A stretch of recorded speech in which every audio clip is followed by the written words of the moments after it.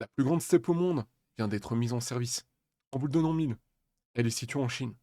Le pays nous a en effet habitués à des projets hydroélectriques hors normes. Et cette nouvelle centrale d'une puissance de 3,6 gigawatts ne fait pas exception. La plus grande station de transfert d'énergie par pompage, STEP, vient enfin de rentrer en service, le long de la rivière Luan, dans la province chinoise d'Hébei. Le projet était réalisé en deux phases, la première moitié ayant été mise en service en 2022 pour les Jeux olympiques d'hiver de Beijing. Alors, Beijing, c'est le mot employé par les Chinois pour dire Pékin.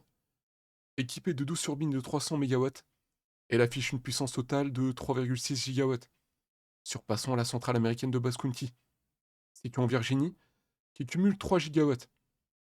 Outre sa puissance démesurée, la steppe de Fengning se distingue par la présence de deux turbines à vitesse variable, sur les 12 installées. Ces turbines permettront d'améliorer la flexibilité de la centrale en fonction des besoins de puissance de stabilité et de stabilité du réseau. Il s'agit des premières turbines de ce type en Chine. En revanche, la capacité de stockage, elle, serait d'environ 40 gigawattheures, grâce à un réservoir inférieur de 66 millions de mètres cubes et un réservoir supérieur de 40 millions de mètres cubes utiles. Avec cette nouvelle steppe aux caractéristiques hors normes, la Chine continue d'afficher son ambition d'augmenter drastiquement ses capacités de stockage d'énergie. En 2023, le pays a raccordé 6,2 gigawatts de steppe, soit plus que la totalité de l'ensemble des capacités de pompage-turbinage françaises, 5 gigawatts, pour atteindre 50,9 gigawatts de puissance de pompage-turbinage installé. Sur cette même lancée, il y a quelques mois, le pays inaugurait la plus haute steppe du monde, perchée à plus de 4000 mètres d'altitude et d'une puissance de 2,1 gigawatts. Si les détails techniques vous paraissent un peu obscurs pour le moment, on verra l'ensemble du fonctionnement d'une steppe plus loin. Et on verra également que l'altitude a une énorme importance. Plus grande steppe au monde, jusqu'en 2032. Si cette nouvelle centrale chinoise est désormais la plus puissante du monde, elle ne devrait pas le rester, puisque la transition énergétique impose un besoin de stockage d'énergie de plus en plus important. C'est surtout que la Chine est le premier consommateur au monde d'énergie. C'est pas pour rien qu'on l'appelle l'usine du monde. Et que si vous voulez avoir des industries, de l'industrie et des usines, il vous faut une énergie abondante et pas chère. Certains pays comme l'Australie ou l'Écosse, à la géographie avantageuse, multiplient les projets de stockage d'énergie par pompage-turbinage. D'ailleurs, le projet australien Pioneer Burdekin, dont la mise en service est prévue en 2032, devrait dépasser le site chinois grâce à une puissance de 5 gigawatts. Le projet vient d'ailleurs de franchir une nouvelle étape vers sa concrétisation. En effet, des prélèvements de roches ont été effectués, révélant la présence de granit aux caractéristiques structurelles suffisantes pour rendre le projet viable. Alors là, on va voir, avant de passer à la suite, les 5 steppes les plus puissantes au monde. En fait, on en a déjà vu deux. On a vu celle de Fengyin, avec une puissance de 3,6 gigawatts, celle de Basse County en Virginie aux États-Unis, avec une puissance de 3 gigawatts. Ensuite, on a celle de Huizhou, avec une puissance de 2,45 gigawatts, dans la province du Guangdong. Toujours dans la province du Guangdong, on a celle du Guangzhou. Apparemment, cette province a un relief propice pour ce type d'installation. Et en dernier, on a celle de Hakuta Taragi au Japon, avec une puissance de 1,9 MW. Mais on va voir que la France n'est pas en reste. Alors vous voyez, il y en a une au nord, une au centre et 4 à l'est. Donc 6 steppes en France. Les steppes, ou stations de transfert d'énergie par pompage-turbinage, constituent une part importante du parc hydroélectrique français. Elles sont un atout majeur d'EDF pour assurer le suivi de charge du réseau électrique. Tour d'horizon du parc de steppes en France et de son avenir. Une steppe est en quelque sorte une batterie géante qui fonctionne sur le principe de l'énergie potentielle existante entre deux réservoirs d'eau situés à des altitudes différentes. Voilà pourquoi je vous disais que l'altitude avait son importance. Lorsque la production d'électricité du réseau est excédentaire et ou que le tarif de l'électricité est bas, la STEP pompe l'eau du bassin inférieur vers le bassin supérieur. C'est la phase de pompage.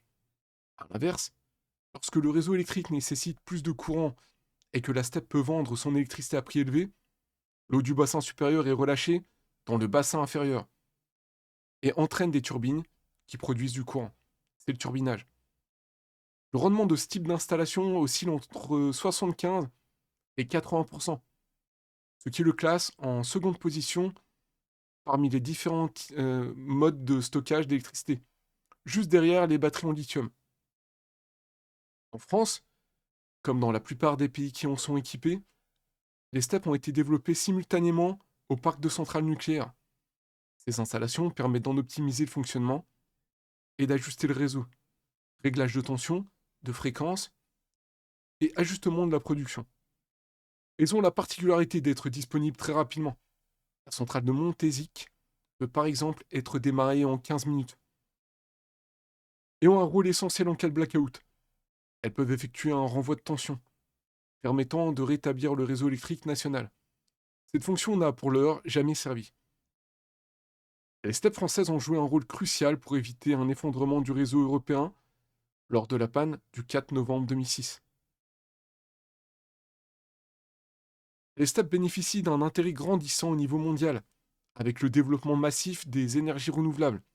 Elles peuvent en effet compenser leur variabilité en stockant le surplus de production et en compensant les creux, par vent faible ou nul, la nuit ou par mauvais temps. Où peut-on installer une STEP? Définir l'emplacement d'une STEP est loin d'être une formalité. Du fait de la faible densité énergétique de ce système, la chute de 100 mètres d'un mètre cube d'eau ne génère que 0,272 kWh. Les steppes nécessitent des hauteurs de chute et des volumes d'eau très importants. C'est pour cette raison que la grande majorité des centrales se trouvent en zone montagneuse. Tous les pays ne peuvent pas aménager de steppes, faute de relief suffisant. À titre d'exemple, en France, c'est le barrage de Grand Maison qui a le plus grand réservoir supérieur avec 132 millions de mètres cubes d'eau, lui conférant une constante de temps, autonomie, de 30 heures. Celui-ci est partiellement rempli par la fonte des neiges. L'installation, disposant de la plus grande hauteur de chute, est Super Bisort, avec 1160 mètres de dénivelé entre les deux bassins.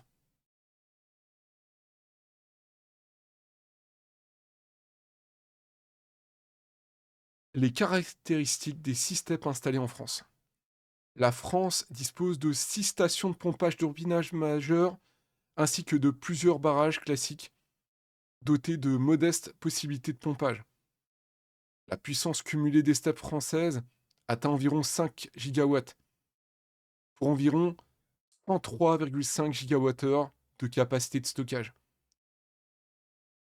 La steppe de Grand Maison, localisée en Isère à Vaujany, a une puissance en turbinage de 1790 mégawatts, une capacité de stockage de 53,7 gigawattheures, une autonomie à pleine puissance de 30 heures.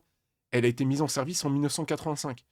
Le barrage de Grand Maison, situé à 1700 mètres d'altitude, est le plus grand barrage français et constitue la plus puissante steppe d'Europe. Grâce à une hauteur de chute de plus de 900 mètres, la centrale est capable de délivrer une puissance de 17 900 MW durant 30 heures. Voilà pourquoi je vous disais que la France n'était pas en reste. Elle constitue à elle seule 9% de la puissance hydroélectrique totale en France. La steppe de Montézic, localisée en Aveyron à Montézic, a une puissance de 920 MW, une capacité de stockage de 38,8 GWh, une autonomie à pleine puissance de 40 heures, et elle a été mise en service en 1982. La steppe de Montézic, qui a fait l'objet d'un reportage sur notre chaîne YouTube, est la seconde plus grande du pays et se distingue par une constante de temps de 40 heures. Contrairement au barrage de Grand Maison, elle ne dispose d'aucun apport d'eau naturelle significatif. Outre le ruisseau des Vergnes, il s'agit d'une steppe dite pure, car sa fonction est exclusivement le stockage et déstockage d'énergie. On a la steppe de Révin, en Ardennes, avec une puissance en turbinage de 720 mégawatts et une capacité de stockage de 3,6 gigawattheures. L'autonomie à pleine puissance est de 5 heures. Et elle a été mise en service en 1976.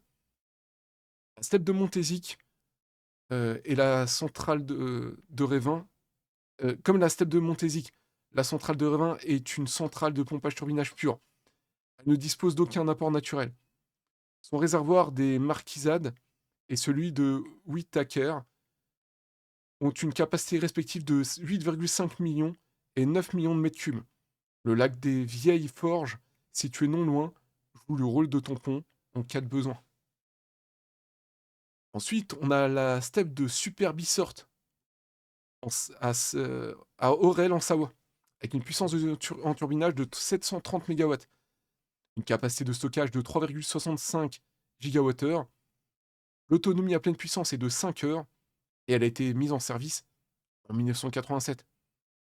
Là, vous commencez à voir que ça commence à dater un peu tout ça. Où sont les steppes du XXIe siècle? Le barrage de Bissort, situé à 2050 mètres d'altitude, était à l'origine destiné à une centrale hydroélectrique gravitaire de 75 mégawatts. Celle-ci fut mise en service en 1935. À partir de 1980, une seconde retenue est créée à une altitude de 925 mètres, permettant ainsi la mise en œuvre d'une steppe d'une puissance totale avoisinant 730 mégawatts en turbinage.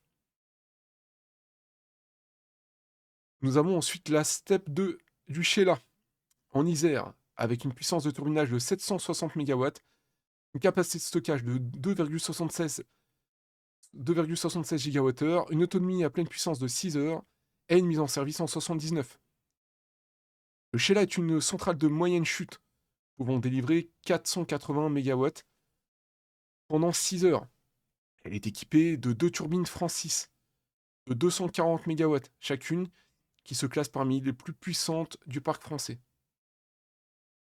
Et pour finir, nous avons la steppe de la Coche à Le Bois en Savoie, avec une puissance en turbinage de 330 mégawatts, une capacité de stockage de 0,99 gigawattheures, une autonomie à pleine puissance de 3 heures, et elle a été mise en service en 1975 et rénovée en 2019. La centrale de la Coche était à l'origine un prototype destiné à préparer la construction de la centrale de Grand Maison. Elle a récemment subi une profonde rénovation, impliquant un investissement de 150 millions d'euros. Et l'ajout de la plus puissante turbine de type Pelton de France. Cette dernière a une puissance de 240 mégawatts. Ensuite, on a un tableau avec les puissances de pompage et de turbinage. On va passer à la suite. On a l'évolution du parc installé. En 1975, il n'y avait rien. Ça a commencé en 1976 avec celle de Révin, 720 mégawatts. Alors ça, c'est la totalité. Hein. C'est la capacité totale du parc. On est à 4940 mégawatts en tout. Et vous voyez que les mises en service sont entre 75 et 87, et depuis plus rien. Et on va voir pourquoi plus loin. Il y a une raison à tout ça. Parce que la France pourrait en installer d'autres. Elle a le relief qu'il faut, mais il y a des raisons politiques. La capacité de stockage des steppes en France, capacité de stockage des stations de transfert d'énergie par pompage, turbinage, steppes installées en France. On voit que là, la capacité de Grand Maison est considérable, avec 53,7 gigawattheures en capacité de stockage, suivi par celle de Montézic, 38,8 gigawattheures, Superbissort 3,65 gigawattheures, Révin 3,6 et le Sheila 2,76. Quel avenir pour les steppes en France? Les steppes ont un intérêt capital dans la transition énergétique. Selon certains spécialistes de l'énergie, mais ne font pas toujours l'unanimité. En France, le potentiel de nouveaux aménagements est pourtant très important. Il est estimé à environ 4000 gigawattheures par un rapport de la Commission européenne. Le développement des steppes occupe notamment une place importante dans le scénario énergétique TerraWater, proposé par l'association Les Voix du nucléaire. Outre les zones montagneuses, des steppes marines pourraient également voir le jour sur le littoral français, en particulier le long des côtes de la Bretagne et de la Manche. Celles-ci fonctionneraient sur un principe similaire, pomper l'eau de mer vers des bassins mis en service à une centaine de mètres d'altitude. Selon EDF, le potentiel de cette solution serait proche des 5 gigawatts en puissance de turbinage. Alors, je pense qu'il y aurait aussi des problèmes de corrosion. Je me trompe peut-être, mais je pense qu'il y aurait des problèmes de corrosion avec l'eau de mer. Donc, potentiellement, la maintenance serait plus compliquée sur ce type de centrale. Cependant, depuis l'inauguration de la centrale de la Coche rénovée, en 2019, comme on a vu, EDF n'a officialisé aucun projet de construction ou de rénovation concernant les steppes. Plusieurs projets sont en attente depuis des décennies. En outre, l'extension de la steppe de Montézic-Aveyron, le projet de steppe de Redena-Corrèze, le projet de steppe sur le plateau de Barbin, dans le Verdon, Alpes de Haute-Provence, ou au lac Noir au Rhin, qui était la première station de pompage-turbinage de France, inaugurée en 1938, avant d'être entièrement démolie. Le statut des concessions hydroélectriques, un frein majeur à l'investissement. Cette apathie dans le développement des nouvelles steppes serait la conséquence de la mise en concurrence des concessions hydroélectriques. En France, les installations de plus de 4,5 MW, on a vu que c'était que dalle, 4,5, sont soumises au régime des concessions. Cela signifie que l'installation existante appartient à l'État, mais que sa construction et que son exploitation sont effectuées par un concessionnaire, pour son propre compte. La durée de la concession, généralement très longue, permet alors au concessionnaire d'amortir les investissements liés à la construction de l'équipement. Elles sont souvent fixées à 75 ans. Depuis 2008, la Commission européenne demande à la France d'ouvrir à la concurrence l'attribution des concessions hydroélectriques arrivant à échéance. Depuis, la situation est bloquée. Et près de 38 concessions expirées n'ont toujours pas été renouvelées. Dans le même temps, EDF ne souhaite pas investir dans de nouvelles infrastructures en raison du risque de perte de la gestion de l'installation à l'issue des travaux. Le cas des steppes est d'autant plus compliqué que l'objectif de la programmation pluriannuelle de l'énergie prévoit une augmentation du parc de stations de pompage-turbinage de seulement 1,5 gigawatts à l'horizon 2030. Et vraiment, peanuts, quoi. Un objectif non seulement irréalisable, à si brève échéance, mais peu ambitieux. On a vu les projets chinois, on peut se dire que c'est, et même australiens, on peut se dire que c'est clairement en dessous de tout, quoi. On voit que la Commission européenne nous fait un joli rapport pour nous dire vous avez un potentiel monstre pour installer des steppes, mais derrière, ils nous font une loi de mise en concurrence qui fait que personne ne veut investir, parce qu'il doit y avoir des moyens colossaux pour créer ce type de projet. Et du coup, il faudrait que l'État, EDF, mette la main à la poche, et après se retrouve à devoir céder la concession au privé, ce qui est complètement stupide. Parce que là, on voit bien que depuis 2008, aucun privé n'a construit de STEP. J'en arrive qu'à cette conclusion-là, c'est que ça coûterait très très cher aux privés et personne n'en a les moyens ou les reins assez solides pour mettre en envergure ce type de projet. Une construction, je ne sais pas sur combien de temps ça dure, mais ça doit être très très long. Donc c'est un projet à long terme. Et seul un pouvoir public fort, apparemment, est capable de produire ce type de projet en France. Dites-moi ce que vous pensez de tout ça en commentaire. Abonnez-vous, mettez la cloche.